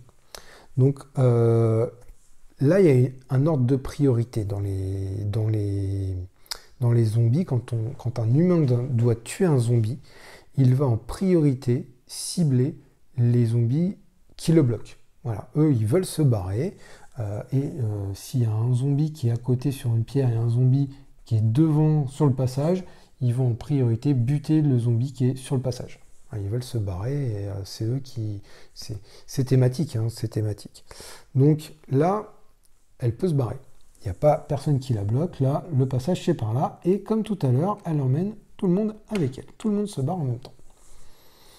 Et elle le refait une deuxième fois. Hop, tout le monde se barre en même temps. Fin pour Kate. Ensuite, Eve. Eve, elle va cibler. Alors, Eve, elle est où? Alors, au début, voilà, quand ils sont 4, c'est pas toujours très lisible. Eve, elle est là. Pas de zombies autour. À cibler, on passe ici. Ici, elle se déplace et encore un petit symbole qui dit attention, si elle ne peut pas se déplacer, elle fait un truc. Alors, Eve, c'est quoi son pouvoir côté cimetière? Si Eve est bloquée par des zombies, elle blesse un zombie adjacent. Donc elle les blesse. Voilà. Si elle est bloquée, elle les blesse. Baf. Là, elle n'est pas bloquée, donc pareil, elle amène tout le monde avec elle. Et eux, ils vont passer par là. Là, est-ce qu'elle peut cibler? Non, toujours pas de zombie adjacent, donc non. Et elle continue de se déplacer avec tout son petit groupe. Voilà. Et là, le petit groupe commence à être entouré. Alors, il y a un zombie rampant qui est à côté, qui est adjacent. Il peut les bouffer. Hein. Un zombie là, et lui qui est encore un petit peu loin. Fin pour Eve. Et fin pour les humains également. Donc, du coup, on passe le sabot au joueur d'à côté. Tac. Et il va choisir une carte et ça va être à lui. Donc là, il va activer cette carte-là parce qu'il peut faire 2 actions avec un zombie et 3 actions avec un autre zombie. Alors, ce qu'il va faire pour 2 actions, voilà, il est obligé de commencer par ça. Il va faire 1, il se déplace, et 2, il va... alors, il y a qui? Tiens, il y a Odile là. Donc, attention, jeu de mots pourri en approche. Et là, je crocodile. Voilà, c'est gratuit, je vous le donne. Vous en faites ce que vous voulez, mais moi, je crocodile. Donc, je prends le premier petit jeton d'Odile. Il est pour moi. Et je la bouffe. Un autre zombie, 3 actions. Donc là, je vais activer celui qui est là-bas. Je vais faire 1, 2, Et je vais faire 3, je vais me mettre plutôt sur le côté. Je vais pas rester, je vais pas rester sur leur route, en fait, sur leur trajet, parce que je sais que je vais être dans le passage et ils vont me cibler. Donc je vais rester un peu sur le côté. Moi j'ai le droit d'aller hein, sur les tuiles dans l'herbe, sur les tombes. Eux ils suivent le chemin. Hein. Nous les zombies on peut aller hein, sur n'importe quelle case. Et ensuite, donc ça, hein, ça veut dire que je fais soit cette action-là, soit celle-là. Et du coup, je vais décider de faire une action supplémentaire avec un zombie, mais il faut que je me souvienne, je peux pas activer celui-là, il a déjà été activé, je peux pas activer celui-là, il a déjà été activé, donc je vais décider de relever celui-là. Voilà, ça va être une de mes actions. J'aurais pu, ça aurait été même peut-être plus malin de faire popper un zombie sur... c'est quoi ça? C'est soit dans la fosse commune, soit dans une tombe fermée. Donc j'aurais pu le faire popper là ou à côté de ce groupe-là, ça aurait été peut-être pas mal. Bon, c'est pas grave. Et donc comme ça, voilà, après, le deuxième joueur va faire les actions du haut, et ainsi de suite. Ce qu'il faut retenir, c'est quand il y a des intersections. Alors, on va les mettre un peu plus loin, eux. Quand il y a une intersection, un groupe qui est là et qui doit se déplacer, et ben ils vont se séparer en deux groupes de façon égale. Donc, deux qui vont partir par là et deux qui vont partir par là. Je vais uniquement déplacer l'humain actif. Donc si c'est... comment il s'appelle lui non, c'est pas Larson, lui c'est Gabriel. Si c'est Gabriel qui est activé, je vais décider de le déplacer par là, avec quelqu'un d'autre. Et les autres, ils iront là, mais seulement quand un des deux sera activé. Pour l'instant, ils vont rester là, eux. Voilà, ça fait partie des petites règles aussi, un petit peu, qu'il faut se souvenir. Quand il y a une intersection, on sépare en deux groupes de façon équitable. S'il y a un nombre impair, on va prendre le plus grand nombre avec l'humain actif. Voilà, s'ils étaient 5, maintenant ils ne peuvent pas être 5. S'ils étaient 3, eh ben, il y en avait un qui restait là et deux qui partaient là avec donc l'humain actif. Voilà, ça fait partie des règles spécifiques du cimetière. Alors, on va regarder un petit peu en détail les pouvoirs spécifiques aussi des humains dans ce cimetière. Alors, notre pote Harry la flippette, qu'est-ce qu'il fait? Si Harry est bloqué par des zombies debout et qu'il est tout seul, placez-le sur la case de l'humain le plus proche. Donc lui, il va essayer d'aller avec d'autres humains. Il va pas rester tout seul, quoi. Le mec, il reste pas tout seul, c'est mort. Donc, s'il est bloqué par des zombies et qu'il est tout seul, on le met avec l'humain le plus proche, quoi. Il flippe. C'est Harry la flippette, voilà. C'est thématique. Adèle. Bah, Adèle, elle a pas de pouvoir, hein, même dans le cimetière. Hein. Elle est juste vieille et armée, en fait. Ce qui est déjà pas mal. Adèle, on l'a vu, si elle est bloquée par des zombies debout, en fait, elle blesse un zombie qui est adjacent. Donc, ils vont pas se laisser bloquer, en fait. Là, on voit que c'est aussi, encore une fois, c'est thématique, c'est-à-dire qu'ils veulent se barrer, ils foncent, et quand on les bloque, bon, bah, ils vont pouvoir faire des petites actions spéciales. Odile, si Odile est bloquée par des zombies debout, elle se déplace sur une autre case adjacente. Donc en fait, elle peut quitter le chemin, Odile. Odile, elle peut se balader entre les tombes. Voilà, Odile, elle est vicieuse, Odile. Hein. C'est pour ça que je croque Odile souvent. Voilà. Quoi d'autre? Gabriel. Alors, Gabriel répète les effets de sa carte l'un après l'autre autant de fois qu'il y a d'humains morts. Ah oui, d'accord. Donc en fait, lui, plus il va avoir d'humains morts et plus il va répéter les effets de sa carte. Donc il peut faire beaucoup de choses à la fin. S'il y a pas mal d'humains morts, en fait, une poussée d'adrénaline, le gamin là, Bon, c'est pour ça qu'en général, je le bouffe en premier, lui. Et du coup, il fait plein de choses. Enfin, s'il y a des humains morts. Kate. Alors, Kate, si Kate est bloquée par des zombies debout, elle tue un de ses zombies, donc elle se laisse pas faire. Hein. Vous voyez, le marteau, là, le marteau de ouf qu'elle a. Bah, elle les bute, hein, voilà, on se laisse pas faire. Bah, Larsen, on l'a vu, lui aussi. S'il est bloqué par des humains, des zombies debout, il les déplace sur une case adjacente, puis il avance. Donc ça ressemble beaucoup à son pouvoir dans la maison. Et le gros balèze, là, Omar, lui, les zombies debout ne le bloquent pas, hein, bah, comme dans la maison. Donc il peut se déplacer sur leur case, mais les autres humains restent derrière. Donc lui, voilà, s'il doit emmener tout un groupe avec lui, s'il y a un zombie qui bloque, il s'en fout, mais il y va tout seul du coup. Voilà. Voilà les effets de chaque humain.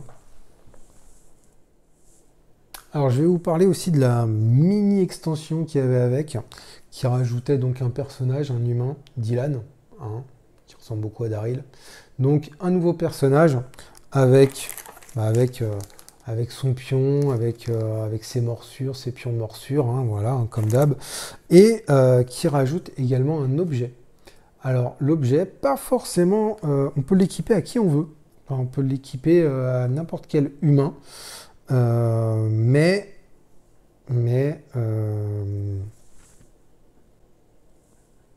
donc on nous explique en fait qu'il y a deux types d'objets. Alors pour l'instant il n'y en a qu'un, hein, mais il y a les armes et les objets. Deux types d'équipements, pardon, les armes et les objets. Donc en fait on va venir mettre l'équipement ici et toujours hein, la tuile trait là ici. Donc voilà, donc ça va faire comme ça en fait. Et bon, ça fait un petit pouvoir. Donc vous avez l'arbalète. L'arbalète qui permet de cibler les zombies dans la pièce adjacente. Donc, du coup, là dans la maison, c'est cool. Et dehors, ça permet de cibler des zombies jusqu'à 2 cases. Donc ça, voilà, ça tire à distance, quoi. Et une fois qu'on a utilisé, on va retourner l'arbalète. Et quand on va activer de nouveau le personnage, hop, il va recharger l'arbalète et il pourra l'utiliser de nouveau. Donc ça, on pourra le mettre à qui on veut. Donc ça rajoute un peu du gameplay, on va dire. Dans les futures extensions, il y aura encore d'autres objets, d'autres personnages. Alors il faut juste faire attention. Si on joue avec Dylan, et ben en fait on va le remplacer par Larsen. Vous voyez, ils ont la même couleur en fait, la même couleur de tuile. On ne peut pas avoir deux fois la même couleur de tuile dans une partie. Donc là, voilà, c'est une tuile noire. La prochaine fois, s'il y a une tuile bleue, eh ben, on va remplacer Harry. C'est dommage, je l'aime bien Harry, mais bon. Voilà, il n'y a qu'une seule couleur par partie. Alors, je voudrais faire un petit point aussi sur des petits détails de règles, parce que ce jeu-là, je vous l'ai dit plusieurs fois, il y a beaucoup de petites règles qu'on a tendance à oublier. On va revenir régulièrement dans la règle, surtout dans les premières parties. Il y a peut-être quelques règles dont je ne vous ai pas parlé, donc je me suis fait en fait une petite liste des règles qu'il ne fallait pas oublier. Alors peut-être qu'il y en a certaines que je vais vous répéter là, mais j'ai envie juste de faire un petit point et de vous lister toutes les règles qu'on aurait tendance à oublier, qui sont importantes dans le jeu. Si jamais on doit activer un zombie, mais qu'on ne peut pas en activer, parce que on n'a plus de zombies à activer, on n'a plus que 2 zombies sur le plateau, il faut qu'on en active un troisième, on n'a pas le droit de réactiver un zombie qu'on a déjà activé. Donc dans ce cas-là, on va ajouter, à la place d'activer, on va ajouter un zombie, comme si on faisait cette action-là en fait. Voilà. Donc ça, c'est une petite règle dont il faut se souvenir. Si on n'a plus de zombies dans notre pool de zombies et qu'il faut en activer un quand même, qu'on ne peut plus en activer, dans ce cas-là, on va déplacer n'importe quel zombie pour le faire popper, pour faire cette action-là en fait. Voilà, on fait comme si on faisait cette action-là, mais avec un de nos zombies qui est sur la carte, celui qu'on veut, si on n'en a plus là. Voilà, petite règle à pas oublier. Euh, on n'est pas obligé de faire toutes les actions. Si on a 3 actions, on peut en faire que 2 ou qu'une. Hein, ça, je vous l'ai déjà dit. On est obligé de finir toutes les actions pour activer un autre zombie. Voilà, donc si typiquement, là, il faut que je finisse de faire ce zombie-là pour activer celui-là. Je ne peux pas faire un et revenir sur lui. Voilà. Un zombie s'active qu'une fois par carte, hein, ça je l'ai dit. On ne peut pas activer un zombie qui vient d'arriver. Ça aussi, il faut y penser. Soit il vient d'arriver parce qu'on l'a fait popper, ou soit il vient d'arriver parce qu'on l'a mis à la place d'un humain aussi. Hein, on avait la tuile première morsure, il vient d'arriver, on ne peut pas l'activer, ça, il ne faut pas l'oublier. On n'oublie pas aussi que mordre, on peut le faire qu'une fois par zombie. On n'oublie pas qu'une fois qu'on n'a plus de cartes dans la rivière, qu'on doit en remettre, chaque horde pioche 2 cartes mutation et en garde une. Au niveau des déplacements, donc, on ne peut pas se déplacer sur une case avec un humain. Un zombie rampant, on n'oublie pas qui ne bloque pas les humains. Donc les humains peuvent traverser une case ou s'arrêter sur une case où il y a un zombie rampant.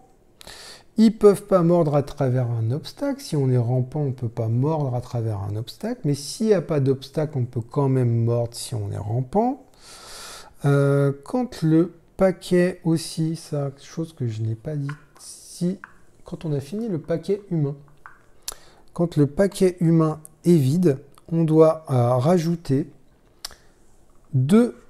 on prend la défausse et on rajoute 2 cartes événements qu'on n'a pas prises dans la mise en place, au hasard. Et on le mélange tout le deck et on refait le deck humain. Donc ça aussi, voilà, faut y penser.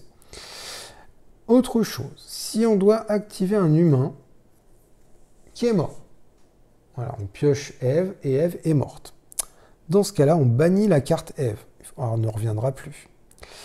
Et on doit choisir un humain qui est sur le plateau, qui va blesser un zombie debout. N'importe lequel, on choisit, c'est la horde active qui va choisir. Ou alors, on redresse un humain. Donc on fait quand même un truc pour les humains. Parce que la Eve, elle ne peut pas jouer, donc du coup on fout sa carte de côté, mais on va activer n'importe quel humain. Voilà, soit on blesse un zombie, ou soit on redresse un humain. Donc ça fait quand même pas mal de petits tricks comme ça, hein, qu'il faut pas oublier, et où on va forcément revenir, hein, surtout dans les premières parties. Je crois qu'on a fait le tour. Je vous ai dit en tout cas les règles les plus importantes. Je pense avoir tout dit.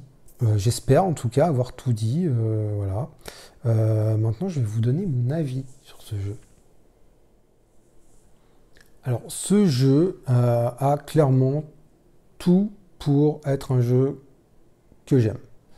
Le thème, un bon matos. Franchement, le matos est bon, c'est immersif. J'aime la direction artistique, que ce soit au niveau des pions, que ce soit au niveau des cartes, que ce soit au niveau du plateau.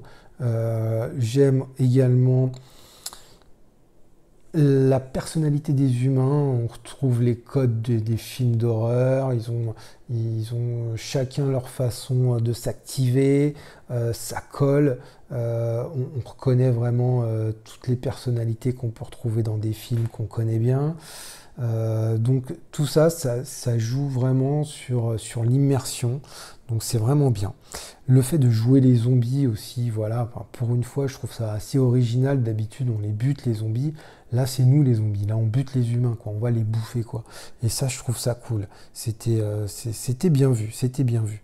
Le fait de jouer en même temps aussi, parce que alors c'est un multi et bah, on va pas attendre son tour vraiment, parce que même pendant le tour des autres, eh ben, on va activer les actions du haut. Alors on va moins jouer que celui que le joueur actif, mais on va quand même jouer. Donc ça laisse personne sur le côté à attendre son tour. Et ça, franchement aussi, c'est vraiment un bon point. Au niveau de la rejouabilité aussi, on a quand même deux plateaux qui sont sensiblement différents, qui se jouent pas de la même façon. Les humains vont pas s'actionner de la même façon, ils vont pas avoir les mêmes pouvoirs, ils vont avoir d'autres cartes. Nous aussi, on va pas jouer de la même façon. Donc ça joue dans la rejouabilité. On a également ces petites tuiles là qu'on va mettre de façon aléatoire, qui sont recto verso, qui sont toutes différentes. Ça va également jouer sur notre approche pendant le jeu. Est-ce que je vais plutôt croquer lui? Est-ce que je vais plutôt croquer un autre? Est-ce que je vais attendre là? Est-ce que je vais me regrouper ici? Mais lui, il va s'activer, il va me buter tout ça.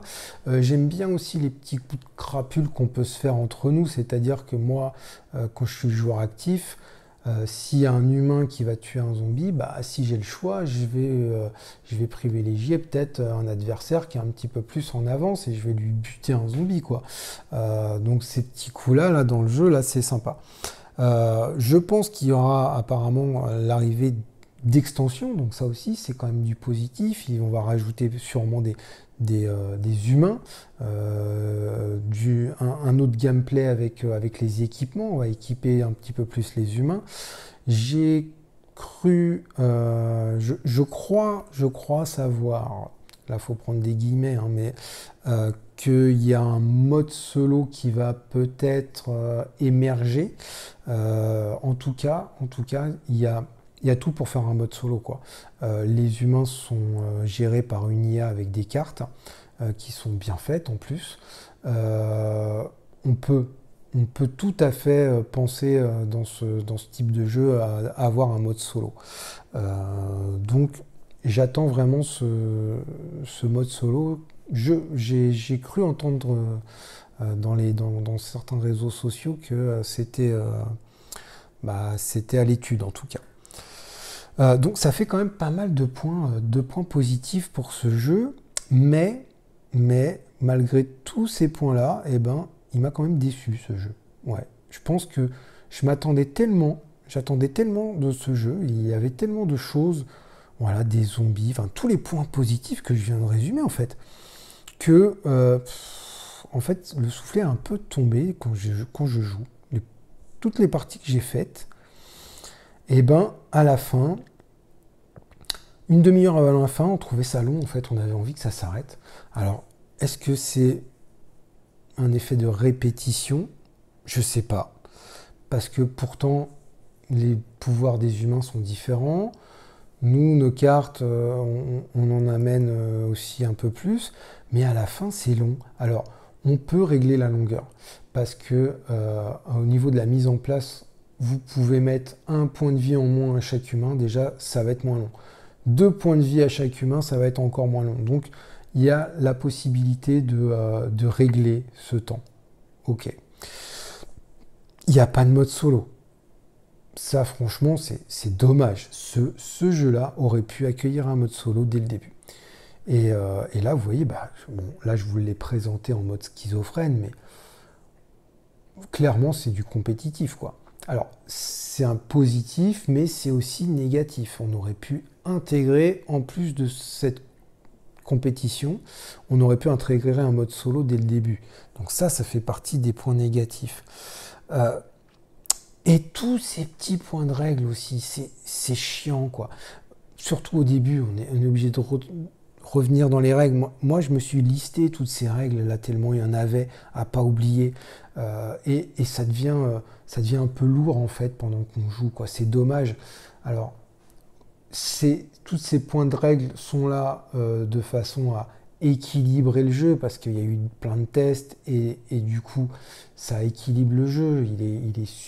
Il est bien réglé ce jeu, c'est clair. Mais au niveau du plaisir, eh ben ça tombe un petit peu.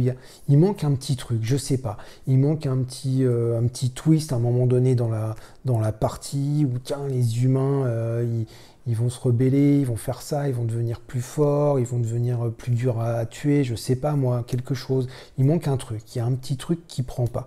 Alors c'est pas un mauvais jeu, hein, c'est un bon jeu parce que sinon je vous l'aurais pas présenté, mais bah, décevant, quoi. Voilà, j'ai été déçu, mais j'ai quand même envie de lui laisser sa chance en espérant voir arriver des futures extensions qui peut-être améliorent un peu le gameplay, qui, pourquoi pas, un bon mode solo, hein, ça peut arriver, en tout cas j'espère, parce que il a tout pour être un bon jeu, mais il manque quelque chose. Voilà, il manque quelque chose. Donc, ok, bon jeu, mais, la magie n'opère pas, on va dire. Donc, j'ai envie de lui laisser sa chance quand même, donc à voir. Voilà, j'attends de voir. Je vais pas le revendre tout de suite. Je l'ai testé qu'à 2. Voilà, j'ai fait plusieurs parties à 2. Je vais bientôt le tester à 4. Mais je pense que ça va être un petit peu les mêmes ressentis, hein. Donc à voir. En tout cas, c'est pas un mauvais jeu, c'est clair. Il y a plein de points positifs, de l'originalité, un bon gameplay, de l'immersion, du bon matos.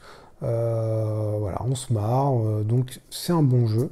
Mais alors je sais pas, peut-être que j'attendais beaucoup de ce jeu, mais il y a quelque chose, il y a un petit truc qui manque dans le jeu, quoi.